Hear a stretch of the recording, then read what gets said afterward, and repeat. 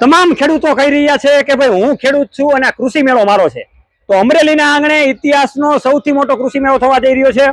આ કૃષિ મેળો એક એવા અંદાજ સાથે થવા જઈ રહ્યો છે કે જેમાં ભારત દેશની અવનવી ટેકનોલોજી વાળી કંપની આવવાની છે. ઘણા બધા નવા સાધનો ખેડૂતોને જોવા મળવાના છે. તો ખાસ કરીને કંપનીનો પરિચય લઈને આપણે આવી રહ્યા છીએ કે જે લાકડા ફળવાના મશીન બનાવે છે અને ગુજરાતમાં એ કંપનીનું ખૂબ મોટું એવું નામ છે. તો આપણે પરિચય લઈએ. મારું નામ દીપક પટેલ છે અને અમે બી ડૂમમાં I1 સ્ટોલમાં અમારું બુકિંગ છે.